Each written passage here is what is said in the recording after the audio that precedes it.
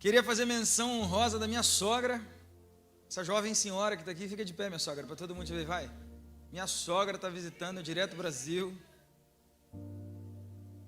Sogra é bom, gente. Demais. Faz umas tortas. Perturba às vezes. Às vezes. Mas ela fez o negócio que eu mais gosto, a minha esposa. Tá aqui, ó, a altura da minha esposa. Abre comigo a sua Bíblia, Lucas 18, sem mais delongas, sem mais brincar. Agora eu queria trazer uma palavra para o teu coração. A brincadeira é para você ficar confortável, para o ambiente ficar agradável. Amém? Você dá um sorriso. Às vezes você sai de casa meio mal-humorado, não deu nem um sorriso ainda. Aí você vem aqui e ri do pastor, mesmo na piada sem graça. Você fala, caramba, que piada sem graça. Mas dá um sorriso, né? Então, dá uma respirada aí, respira fundo, relaxa aí na tua cadeira, faz assim, ó. Relaxa aí, isso. Agora dá uma olhadinha pro seu irmão, vira para ele e fala assim, eu te amo. Não, mas fala mesmo, fala assim, eu te amo, mas não me perturba. Fala, mas não me perturba. Para você prestar atenção na palavra, né? Amém? Lucas 18, versículo 1 ao 8. Estou dando uns minutinhos de propósito aqui para ver se a bateria diminui a intensidade. Rapaz, queria te fazer uma pergunta. E eu queria que você perguntasse para o seu irmão, já que você já se cumprimentou, já olhou para ele, falou para não perturbar. Agora você vai me ajudar a pregar. Queria te fazer uma pergunta. Como anda a sua fé? Olha para o seu irmão do lado e pergunta assim, como anda a sua fé? Pergunta para o outro, fala, como é que anda a sua fé?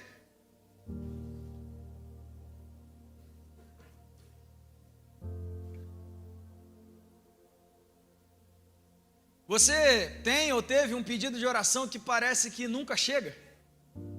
Quantos aqui tem um pedido de oração, teve um pedido de oração, né? Nunca chegou, parece que o negócio nunca vai acontecer. Você tem orado e nada, né? Parece que a gente está insistindo, batendo na porta e nada abre, nada acontece. Isso é normal, amém? Amém, igreja? Glória a Deus. Isso é normal. Quantos aqui já passaram por isso? Tem um pedido de oração e nunca chega? Acredito que todos nós, né? Quantos aqui não vão levantar a mão, não importa o que eu pergunte, é só para eu saber.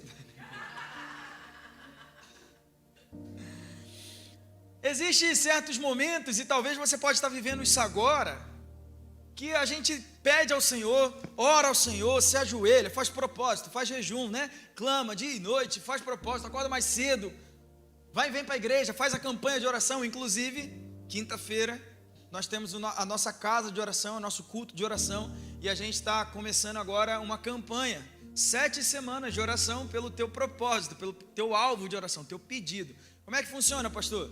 Você vem, pega um marca-texto que está em cima daquela mesa ali, atrás você escreve o teu pedido. Aqui é um marca-texto que está aqui, meu amor, está dentro da minha Bíblia também.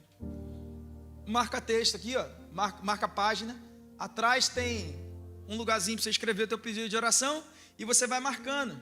Você veio a primeira semana, aí marca aqui, a segunda semana, marca aqui, e a gente ora junto. Pastor, que isso, é misticismo? Não, é propósito, para a gente orar junto, durante 7 semanas, amém? Quando que começa? Você que decide quando começa o seu.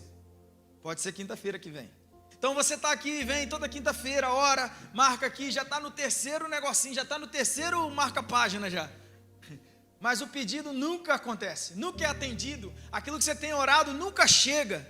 Meu Deus, o que está acontecendo? Talvez você está vivendo isso e você não está entendendo, né? E aí o inimigo da nossa alma, ele começa a sussurrar no nosso ouvido e falar assim, por que você ainda ora? O inimigo da nossa alma começa a sussurrar no nosso ouvido e falar assim, olha, não vai dar em nada. E o inimigo da nossa alma, você sabe quem é? Você sabe muito bem. Satanás, o inimigo da nossa alma, ele trabalha dia e noite para poder esvaziar a sua fé. Tem um livro do C.S. Lewis, eu esqueci o título, me sumiu, eu sei o autor, sei o que está no livro, mas esqueci o título, me perdoa. Mas se eu não me engano, é o Diabo e o Aprendiz, eu acho que é isso. E o livro é como se o diabo estivesse ensinando um aprendiz, um demoninho a ser demônio. E aí, todo o propósito do livro é que Satanás, ele não quer que você não vá na igreja. Não é isso. Satanás, ele não está importando se você vai ou não vai à igreja. Não é sobre isso. Satanás, ele está importando com o teu coração, em matar a tua fé, em destruir os teus valores. E aí Satanás, ele usa esses momentos para amassar a tua fé, e ele vai lá e sussurra no seu ouvido, e ele começa a falar assim: isso não vai dar em nada, para de orar por isso. Talvez você está vivendo esse momento agora. Para de orar por isso, chega, já deu. Está orando pela conversão da esposa, do esposo, dos filhos, a vida inteira, e aí Satanás começa a falar: não vai dar em nada, já está perdido, você não está vendo, não tem jeito, deixa isso para lá. Deixa eu te falar uma coisa, momentos passam, ontem na imersão eu fechei pregando sobre a forja, o tempo de forja. Momentos passam, processos passam, por mais que demore, por mais que leve tempo, por mais que você esteja orando e parece que nunca chega, continua orando, continua batendo na porta, continua insistindo na oração, uma hora acontece, porque não é no nosso tempo, é no tempo de Deus. E a gente tem um olhar limitado demais para o tempo. A gente enxerga o tempo de uma forma humana, um tempo onde tem começo, meio e fim. E Deus, ele não enxerga nem começo e nem fim, porque Deus é soberano. Então a gente, com a nossa limitação de tempo, a gente começa a olhar para as coisas e pensar assim: eu vou morrer e nunca vou viver essa promessa. Mas Deus está assim: não vai. No tempo certo que eu já determinei, você vai viver.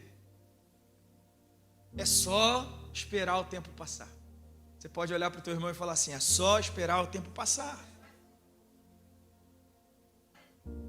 Não deixa a tua fé morrer, porque as coisas não estão acontecendo da forma que você espera. Tem uma historinha, eu queria contar ela para você, uma historinha boba, muito boba. Amém, igreja? Aleluia. Amém, igreja? Me ajuda, porque senão fica falação aí, não vai dar certo.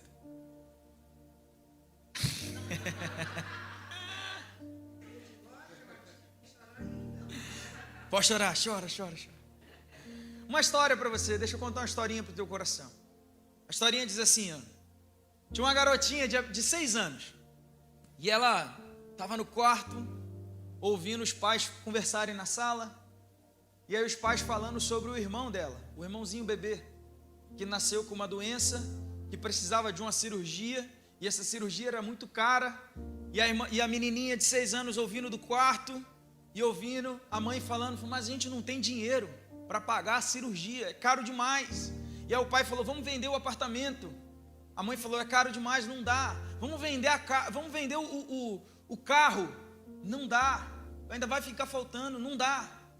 Falou assim: a gente faz vaquinha, rifa. E ela falou: não dá, é caro demais, não tem o que fazer. Agora é só um milagre. Tudo que ele precisa é de um milagre. E a menininha pegou um porquinho, um cofrinho, um porquinho, saiu escondida de casa, desceu pelas escadas do prédio, foi até uma farmácia que tinha lá embaixo, chegou no farmacêutico e falou assim: olha, moço, eu queria comprar um milagre. E aí o moço falou: menina, mas aqui não vende milagre, aqui vende remédio. Ela falou: não, meu pai falou que tudo que a gente precisa para sarar vende na farmácia. Aleluia. E meu irmão está precisando de um milagre. E aí nisso, o farmacêutico tentando ser gentil, mas dizer para a menina que não tinha milagre ali. E aí tinha um homem parado, ouvindo aquela discussão. E ele olha para a menina e fala assim: conta para mim essa história.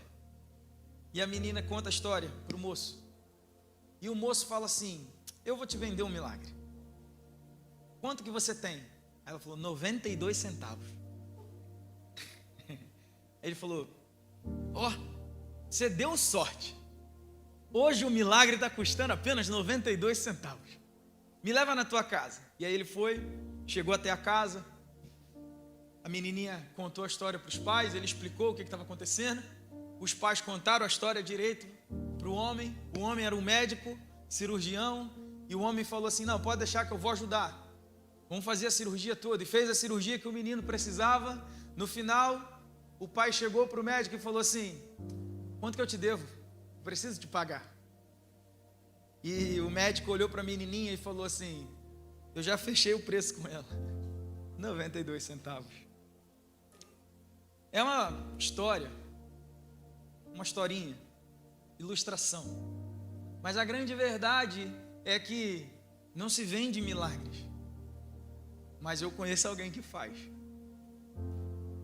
Quantos conhecem alguém que faz milagre? Eu conheço alguém que faz. Amém? Quantos são milagres aqui? Você pode levantar sua mão e falar assim: eu sou um milagre. Nós somos milagres. Deus, quando quer, Ele age. No tempo dele, não é no nosso. Às vezes você pode estar na fila da farmácia e o milagre aparecer lá. A verdade é que as coisas, elas parecem que não estão acontecendo, mas são os nossos olhos que não vê. Elas acontecem sim. Eclesiastes 3 vai dizer que tudo tem um tempo determinado, e há tempo para todo propósito debaixo da terra. Então aquilo que você tem orado, aquilo que você tem pedido, vai chegar o tempo que vai acontecer, mas é no tempo de Deus. Amém? Quantos creem nisso? Vai chegar o tempo que vai acontecer. O que importa é manter o coração firme, continuar tendo fé, continuar crendo, continuar avançando e crendo naquele que pode vender milagres para nós. Melhor ainda, Ele mesmo pagou o preço pelo milagre que Ele está dando. Lucas 18, versículo 1 a 8.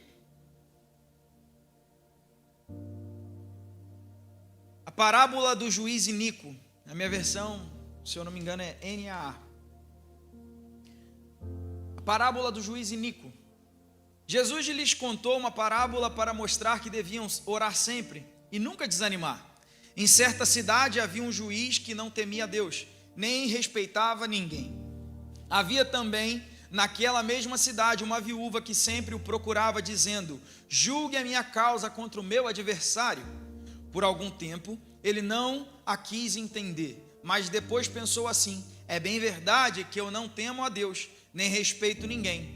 Porém, como essa viúva fica me incomodando, vou julgar a sua causa, para não acontecer que por fim venha molestar-me. Então o Senhor disse: ouçam bem o que diz esse juiz iníquo. Será que Deus não fará justiça aos seus escolhidos, que a Ele clamam dia e noite, embora pareça demorado em defendê-los? Digo a vocês que depressa lhe fará justiça. Contudo, quando o Filho do Homem vier, será que ainda encontrará fé sobre a terra? E eu queria falar com você nessa manhã sobre onde está a sua fé. Esse é o título da mensagem. Pai Santo, nós te damos graça por esse momento aqui, pela graça que é estar na tua casa. Te dou graças, Senhor, por cada coração que está aqui nesse lugar. Te peço, Espírito Santo, ministra, que a palavra aqui pregada venha vindo do teu coração e do teu coração somente. Que nada, Senhor, venha contaminar, deturpar a tua palavra. Nada em nós, Senhor, em nome de Jesus. Todo e qualquer espírito maligno, dou uma ordem agora na autoridade do nome de Jesus. Pega todo o teu lixo e bata em retirada desse lugar, porque aqui só é bem-vindo o Espírito Santo. Em nome de Jesus, amém? Você pode perguntar mais uma vez para a pessoa do teu lado: aonde está a tua fé? Eu gosto desse texto. Esse texto eu acho ele rico demais. Ele está mostrando aqui um juiz naquele tempo, ele era basicamente o rei da cidade. O juiz naquele tempo era basicamente o rei de tudo. Ele não só julgava causas, mas ele cuidava de tudo. Cuidava de tudo. Ele governava, administrava e ele julgava causas. Então esse juiz era um homem importante, um homem que tinha tudo. E aí, em contrapartida, o outro personagem da história é uma viúva. E a viúva, naquele tempo, era algo não tão honrado igual o juiz. A viúva, quando o esposo falecia, ela dependia de ajuda financeira dos filhos. E se os filhos falecessem, ela dependia de ajuda financeira de qualquer pessoa que fosse ajudar. Elas precisavam de ajuda financeira. Elas começavam a passar necessidade. E aqui a gente vê uma viúva pelo contexto da história, o texto não diz, mas pelo contexto da história, provavelmente algo aconteceu com o marido e com o filho, alguém matou o marido e os filhos, alguém tirou o esposo e os filhos dela, e ela precisa que o juiz, o rei daquele lugar, julgue a causa dela, venha com justiça sobre ela. Ela tem uma petição, só que Jesus fala que o juiz era um cara ruim. Iníquo é ruim, inimigo, injusto. A palavra iníquo significa injusto. Ele era um homem injusto, um homem ruim. E aí a gente vê na história que Jesus está contando que a viúva, ela ia todos os dias, ela ia sempre. A palavra sempre, ela conota constância. Ela ia todos os dias, sempre. Ela não ia uma vez por semana, ela não ia uma vez por acaso, ela ia sempre diante do juiz ruim, bater na porta dele e falar: julga a minha causa, me ajuda, atende a minha oração, atende o meu pedido.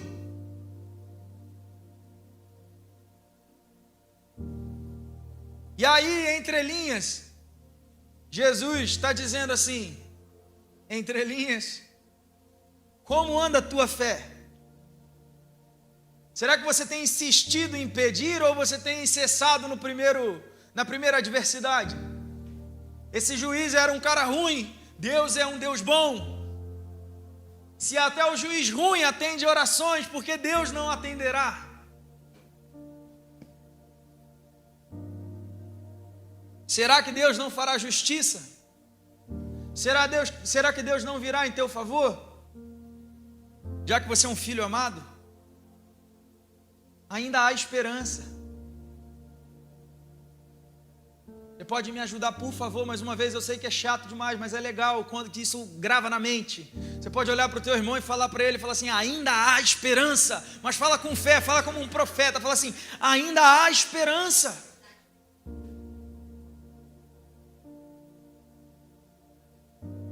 Eu queria compartilhar com você algumas chaves para fortalecer a tua fé. Eu não vou me alongar muito, a gente vai acabar a pregação rápido. A gente orar, você ir para a tua casa almoçar com a tua família, com a tua fé renovada. Primeira chave que eu queria deixar para você é: não pare de orar. Não pare de orar. Às vezes, a adversidade, ela está viva demais. Os momentos, eles não estão favoráveis. E a gente cansa de orar, se esquece da oração, enjoa de orar. Chega um momento que a gente começa a pensar até que orar já está errado. Fala assim: não posso mais orar, não está errada essa oração. Mateus 7, versículo 7 e 8 diz: peçam e será dado, busquem e encontrarão, batam e a porta será aberta. Pois tudo que pede recebe, e o que busca encontra, e aquele que bate a porta será aberta. Aleluia! Não para de orar, continua orando. O segredo está na constância. A mulher ia lá sempre, a palavra diz que ela ia sempre, e o cara era ruim, não respeitava ninguém, não temia ao Senhor. O cara era ruim mesmo, hein? Mas ele ficou com medo da viúva. Chegou um momento que ele falou assim: é melhor eu atender o pedido dela, que é para ela não ficar aqui mais me importunando. Bate na porta, continua na oração. Está difícil, dobra o joelho mais vezes. Não está chegando, faz um propósito. Pastor, mas já acabou as 7 semanas aqui, pega outro, marca a página, começa outras 7 semanas. Pastor, mas 7 semanas parecendo pouco. Pega um papel, 40 linhas, para cada uma semana, mas continue em oração. Não para, porque quando nós paramos de orar, nós esfriamos a fé, nós paramos de crer. O primeiro sintoma de um coração que está com a fé morta é parar de orar. Primeiro sintoma do coração que está com a fé esmorecida é parar de orar. Quando nós nos afastamos da igreja, a primeira coisa que fazemos é parar de orar. Sabe por quê? Porque nós ficamos envergonhados de chegar diante de Deus. Teve um tempo, quando a gente estava lá em New Jersey, que eu estava meio longe, sabe?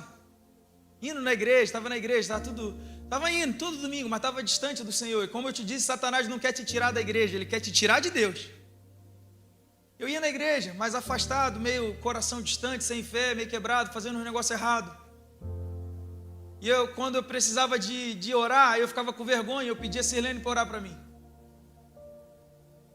Eu ligava para ela e falava assim, amor, ora aí. Aí eu não falava para ela que eu estava com vergonha de orar. Mas eu falava, ora aí. Minha oração não está dando certo não. Mas é porque eu estava com vergonha de chegar diante de Deus e falar assim, oi Deus, estou aqui de novo. Olha eu aqui.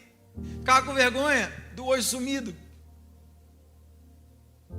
Primeiro sintoma de um coração que está com a fé quebrada é parar de orar. Primeiro sintoma da fé quebrada é parar de falar com Deus.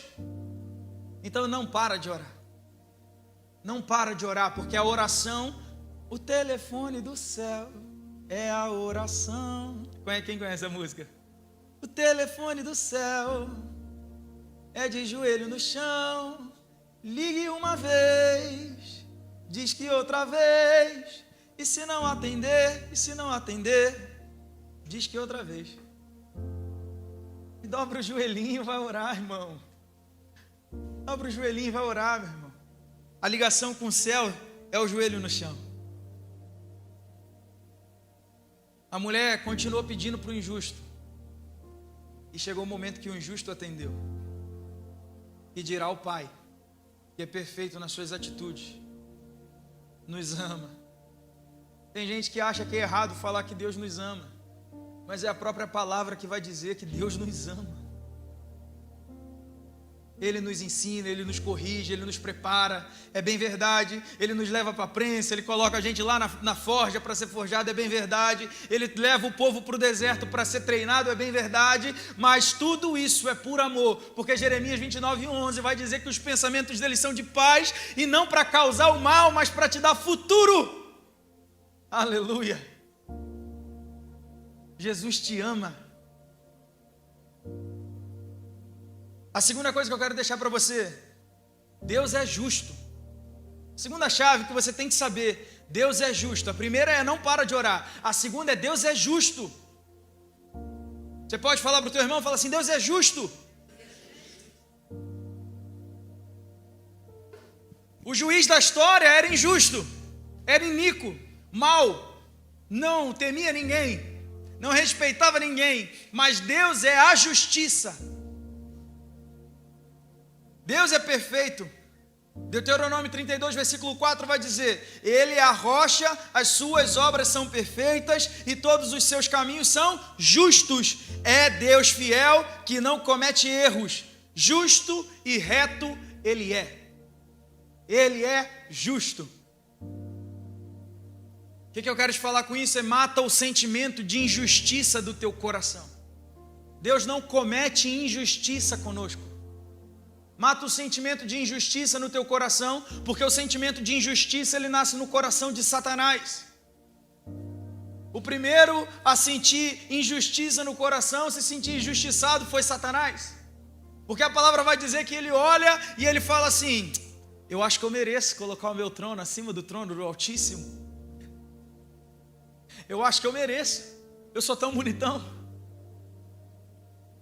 Olha o sentimento da injustiça aqui. É o meu direito, eu mereço. Por que você quer? Porque eu mereço, porque eu quero, porque eu posso. E aí quando as coisas não acontecem, o que a gente começa a pensar? Que injustiça, olha só como é que pode algo acontecer assim comigo.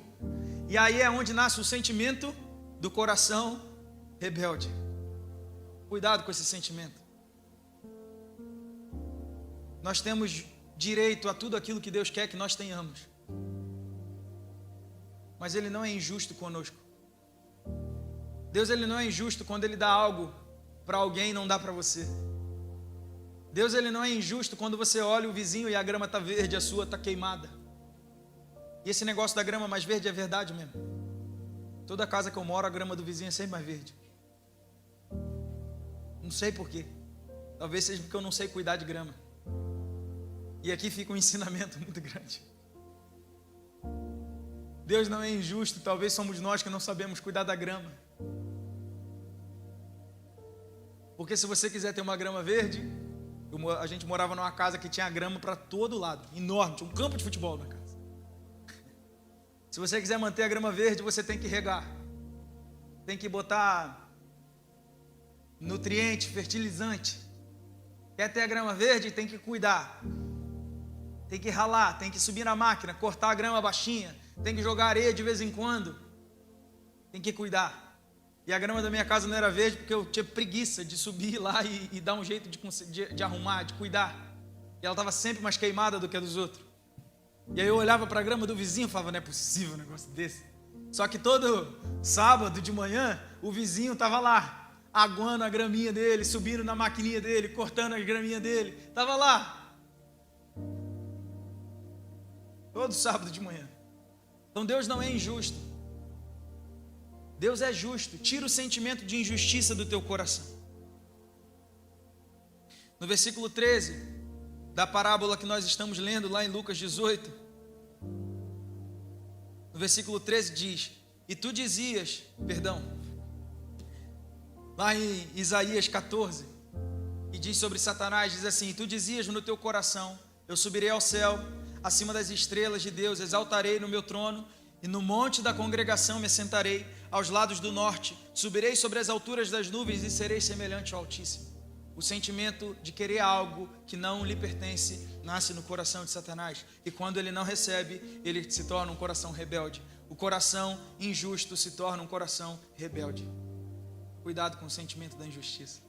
Você pode repetir assim comigo, fala assim, eu quero tudo o que Deus tem para mim, mas eu não quero o que Ele não tem. Essa tem que ser uma verdade, porque senão a gente começa a orar por coisas que não é do nosso direito, não pertence a nós. Porque senão você começa a orar e querer ter coisas que não é para você. E aí quando essas coisas não acontecem, você se frustra e você começa a não entender o porquê as outras pessoas conseguem e você não. E aí você começa a olhar e fala assim, nossa, que carro lindo. Por que eu não tenho? Deus ama mais ele do que eu. Começa a pedir ao Senhor as coisas que Ele tem para você. E uma hora vai acontecer. Amém? A terceira coisa que eu quero deixar para você, ainda que demore, permaneça. Então as chaves são, continua orando, não para de orar não. A segunda é, Deus é justo.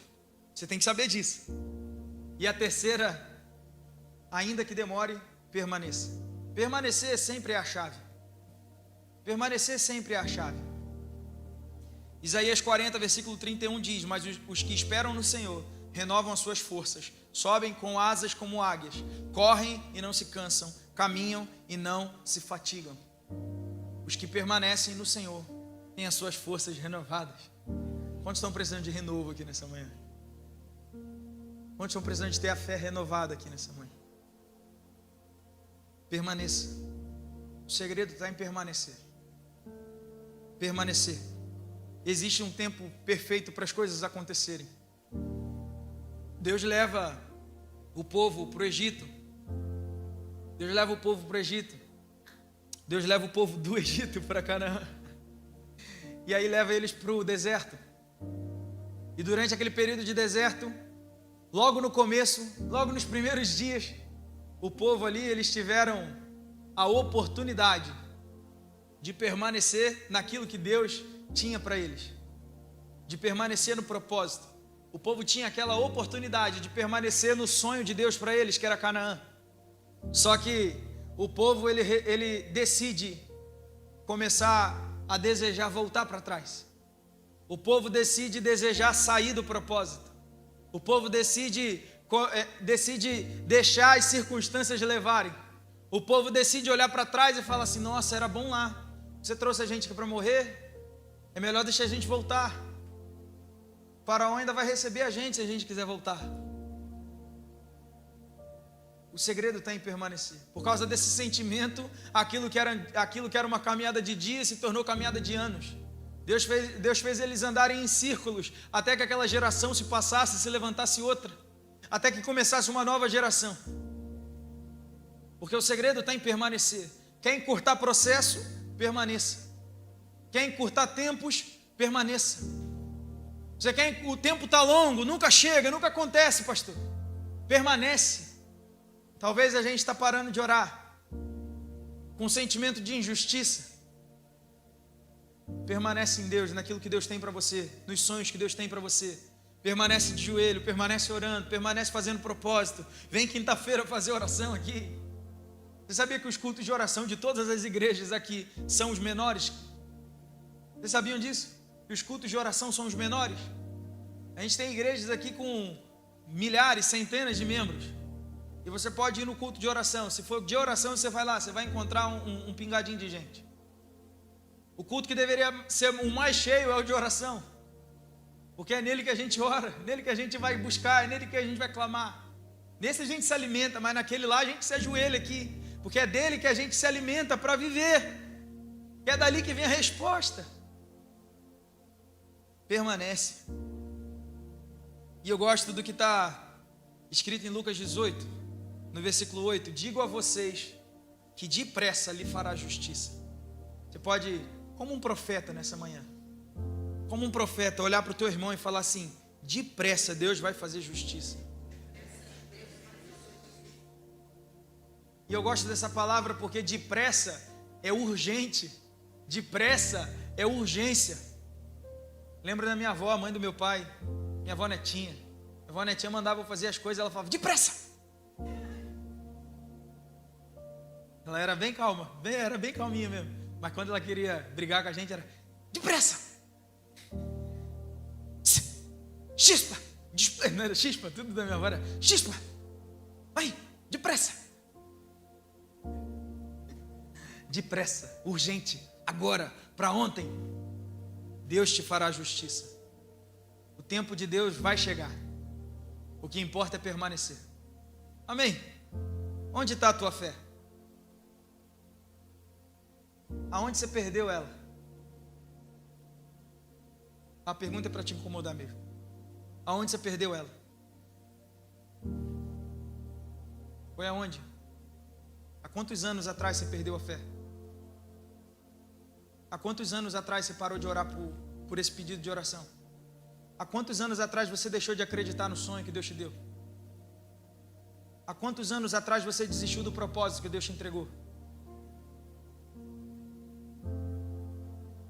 Há quantos anos atrás você tem enterrado o talento? Essa é uma manhã de voltar lá onde você enterrou, cavar e falar: Senhor, restaura a minha fé, aviva a minha fé. Apresenta a tua fé para o Senhor, porque Ele vai multiplicar ela hoje, nessa manhã. Porque ainda há esperança para sonhos mortos, ainda há esperança para sonhos perdidos, ainda há esperança para propósitos enterrados. Em Gênesis 21, versículo 2, vai dizer que Sara engravida de Abraão na sua velhice, na época fixada em sua promessa. Na época fixada por Deus em sua promessa. Quantos conhecem a história de Sara e Abraão? Todos nós conhecemos. Abraão recebe uma palavra de Deus. Ele recebe uma palavra de Deus aos 75 anos. Com 75 anos, Abraão recebe uma palavra de Deus: Sara vai te dar um filho. No meio do caminho ele faz umas lambanças? Faz. Mas com 75 anos ele recebe a promessa. Aos 100 anos Sara engravida. Uau! Demorou 15 anos para a promessa do Senhor acontecer. Talvez se ele não tivesse tomado as suas próprias atitudes, esse tempo teria sido encurtado. Talvez. Mas o talvez não existe, né? Fato é de que levou tempo, mas a promessa aconteceu. Porque quando Deus fala, Deus cumpre. Quando Deus promete, Deus cumpre. Olha para o teu irmão e fala assim: se Deus te prometeu, Deus vai cumprir. Se Deus falou para você, Deus vai cumprir. Se Deus te deu a promessa, é Ele quem cumpre. Para de querer achar achar a concubina, Agar. Para de buscar Agar. Para de buscar Agar, porque Ismael é esforço humano. Isaac é promessa de Deus. E eu posso te falar com propriedade sobre Ismael, porque a minha família é descendente daquele povo de lá. É libanês ou turco? Alguma coisa. A gente vem tudo lá da descendência do lado de Ismael. Não posso falar, tem lugar de fala para falar para você. Ismael é filho do braço humano, filho da força humana. Isaac é filho da promessa. Você tem um Isaac para buscar?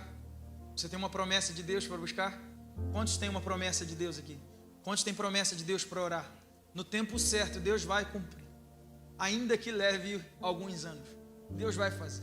O segredo é permanecer orando, de joelho no chão. Você pode ficar de pé no teu lugar? Queria orar com você.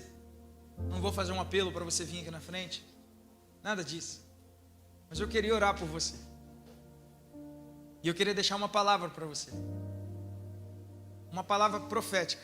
Uma profecia nessa manhã. Ontem a gente estava no Imersão, e no Imersão a gente tem uma palestra de quase 4 horas só sobre profético. Cura, profecia. A gente tem 4 horas só falando sobre isso à luz da palavra. Bom demais, né? E a gente ainda faz na prática, né? Bom demais, né? Gostoso, né? Então eu vou te falar que vou te entregar uma profecia nessa manhã. Uma palavra profética que você vai levar para o teu coração. E você vai receber. Quantos vão receber que é uma palavra profética aqui? Eu vou te entregar algo. Salmos 27, versículo 14, diz assim: espera no Senhor, seja forte, coragem. Essa é a palavra para te entregar nessa manhã. Coragem, tenha coragem, seja forte, coragem. O que você está sonhando? Tenha coragem. Qual que é o sonho que Deus te deu? Coragem. Qual que é o propósito que Deus te entregou? Coragem. Só conquista alguma coisa quem tem coragem. Não tem como você começar algo novo sem coragem. Não tem como iniciar uma companhia sem coragem.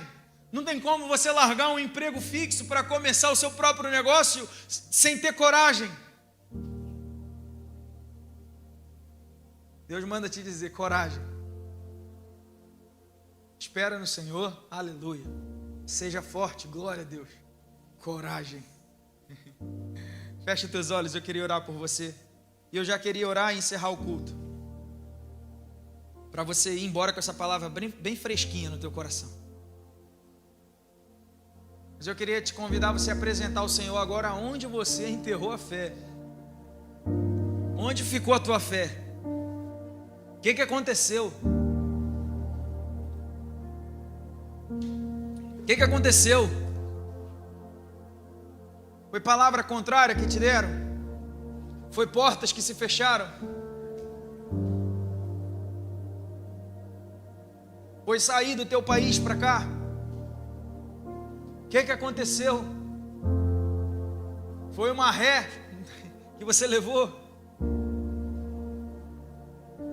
Foi uma invertida da vida? Foi um prejuízo financeiro?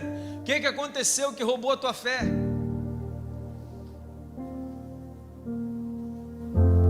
Eu consigo ver aqui com a visão espiritual, consigo ver aqui pessoas com propósito de Deus. Propósito. Deus te levantou com propósito. Você recebeu essa palavra, você era pequeno. Você tem propósito. Deus falou para você, você tem propósito. Eu te chamei por propósito. Eu tenho uma aliança contigo. Você tem propósito.